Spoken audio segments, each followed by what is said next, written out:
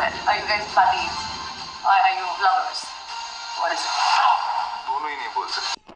So, hello everyone, welcome to episode 31 of Splitsvilla season 16. तो जैसा कि आपने देखा पिछले एपिसोड्स में रूरू की वाइल्ड कार्ड एंट्री हुई है और उसके वजह से योगेश के लाइफ में स्प्लिट्सविला में बहुत कुछ तहलका मच गया है और अभी उसके बाद से ये देखना बहुत इंटरेस्टिंग होगा कि at the and he will be with home. तो लेट्स सी. तो वैसे तो मुझे आकांक्षा इतनी पसंद नहीं है, लेकिन मतलब स्टार्टिंग में जब उसकी एंट्री हुई थी बाकी लड़कियों में से मुझे अच्छी लगी थी और योगेश भी अच्छा लगा था. लेकिन धीरे धीरे जिससे आगे बढ़ के फाइट्स हुए उसके, वो जैसा बोलती थी और उसका फेस एकदम मैच नहीं करता था उस टाइम, इसलिए मुझे पसंद नहीं थी. लेकिन दोनों का बॉन्ड मुझे अच्छा लगता था, योगेश और आकांक्षा का. और आज के एपिसोड में दोनों ही लड़कियां रोने लगी, आकांक्षा और रूरू. और आकांक्षा को रोते हुए देख के तो अच्छा नहीं लगा बिल्कुल भी. और मतलब तीनों की सिचुएशन ऐसी है कि किसी को भी ब्लेम नहीं कर सकते और किसी की भी गलती नहीं है. तो I am not able to figure out like who is wrong in this and I am feeling bad for all three of them like. And अभी भी जो सीन होने वाला है सनी और करण जो भी पॉइंट्स बोलेंगे अभी, तो मतलब बहुत ही इमोशनल मोमेंट था और देख के बहुत ख़राब लगा. तो रूरू ने, जैसे सनी ने पूछा कि आप बताओ कुछ आपके रिलेशन के बारे में, और रूरू ने जो जो पॉइंट्स बोले, मतलब जो जो मोमेंट्स बोले, टीवी के रिमोट और बाकी सब कुछ योगेश के साथ जो उसने किया था, और योगेश ने जो बोला उनका रिलेशनशिप कैसे स्टार्ट हुआ था, लाइक पिछले ईयर के स्प्लिट्सविला कंटेस्टेंट्स के साथ मिलके उनकी एक ट्रिप में मनाली में. तो ये सुन के बहुत ही क्यूट लगा, इनका रिलेशन भी बहुत ही क्यूट लगा और मज़ा आ रहा था. मतलब अभी भी समझ में नहीं आ रहा है कि कौन इसमें सही है एंड कौन गलत. तो रूरू को ठंड लग रही थी तो योगेश ने अपना जैकेट दिया रूरू को, और ये बात आकांक्षा को में भी पता नहीं थी और उसको बहुत ख़राब लगा वो चीज़ और वो रोने लगी. बट आज आकांक्षा बहुत सुंदर लग रही थी वैसे. तो दोनों ही रोने लगी और दोनों ही बहुत ही खूबसूरत लग रही थी. और जो बैकग्राउंड म्यूज़िक बज रहा था इनके मोमेंट्स के चलते एकदम परफेक्ट था. तो एडिटर ने अच्छा किया है वैसे. तो आज के एपिसोड में मतलब ऐसा कुछ मेजर चैलेंज तो नहीं हुआ, बस पूरा एपिसोड इसी में चला गया कि जिन्होंने एक दूसरे के बारे में जो भी स्टेटमेंट्स लिखे हैं वो उसका खुलासा होने वाला था. ये वाले चैलेंजेस तो बिग बॉस में भी होते थे वीकेंड के वार में. तो आई थिंक करण को तेजा हुआ होगा.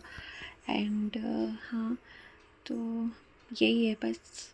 एक चीज़ मैंने देखी, ये लोग वीडियो के लिए जो ड्रेस पहन के आते हैं वो एपिसोड में नहीं पहनते हैं. और फ़िलहाल और मैंने मोस्टली जो देखा है, सैंडी आज तक जितने भी वीडियो के लिए ड्रेस पहन के आई है बहुत ही स्टाइलिश और मस्त लग रही होती है इन सारे आउटफिट्स में. तो हाँ, यही है.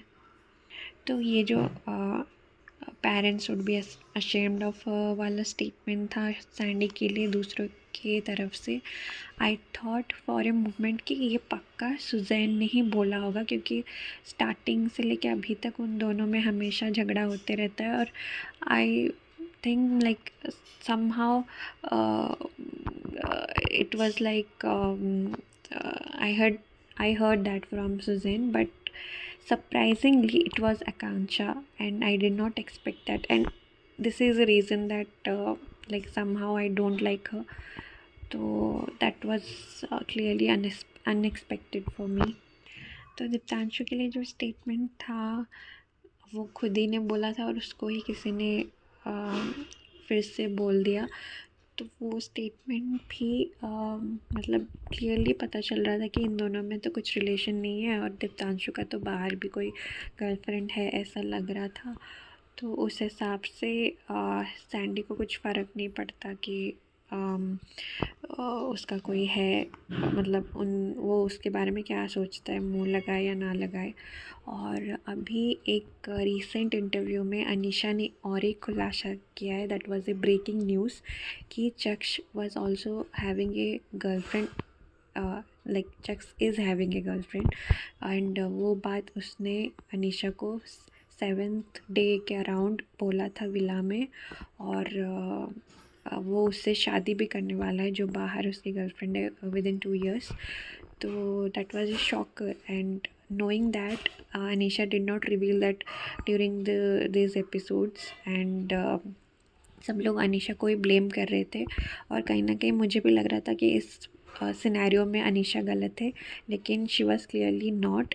And in that moment like चक्ष टुक द एडवांटेज, एंड सारी सिंपथी चक्ष के तरफ हो गई, and which somehow he was not deserving, because he was deceiving us, all the audience. So that was a breaking news for sure.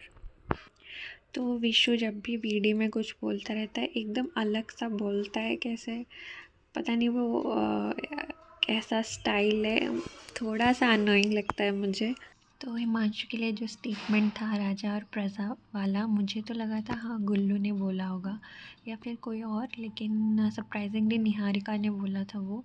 And हाँ, she also said this thing before when Himanshu told in front of others that I am the king and others are slave in front of me, something like that, similar to that statement.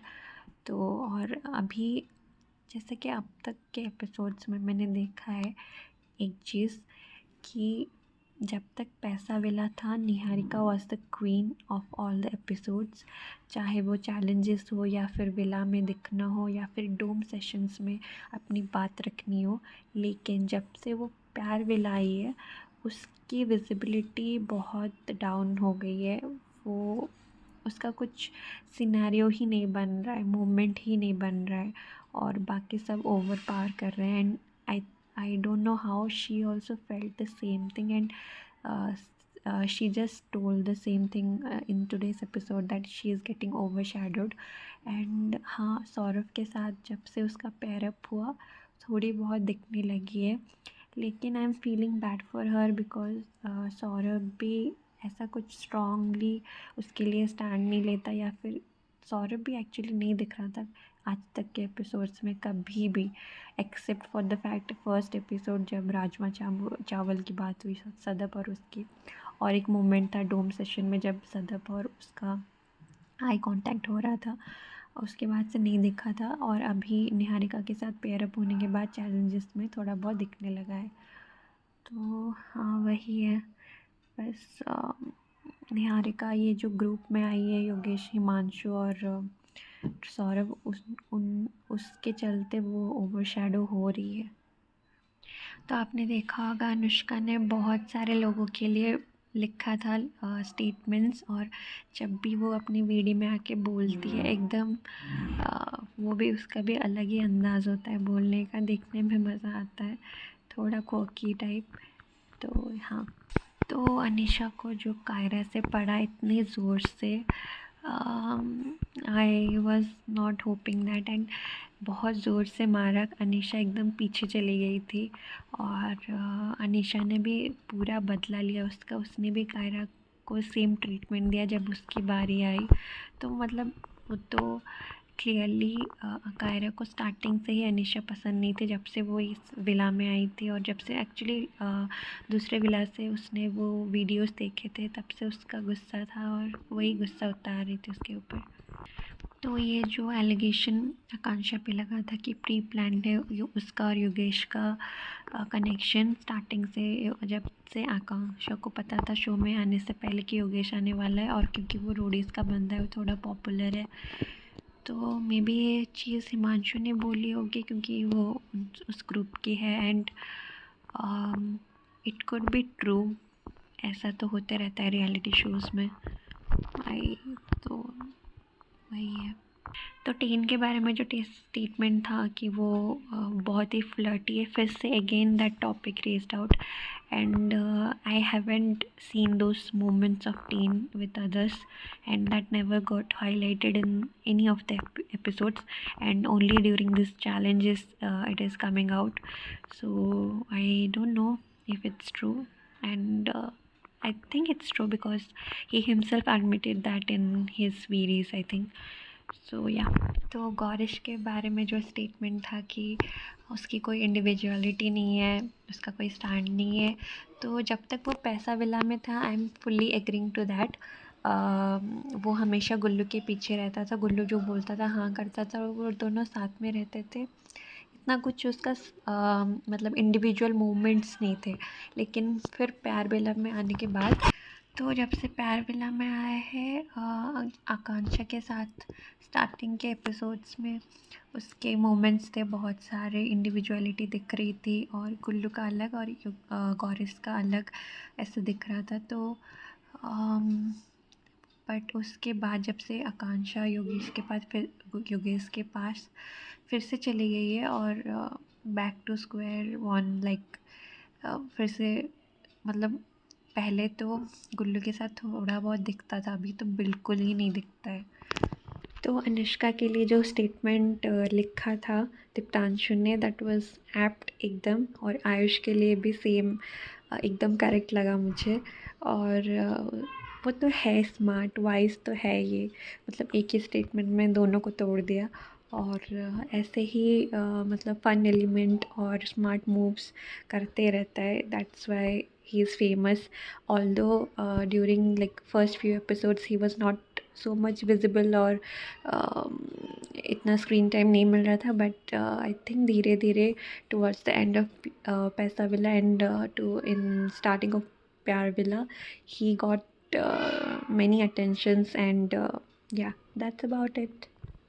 So the surprise from Sunny and Karan was all this task was about split coins, and whoever has got more tummy cakes, he will be having 5,000 split coins for each dummy cakes, which was unexpected.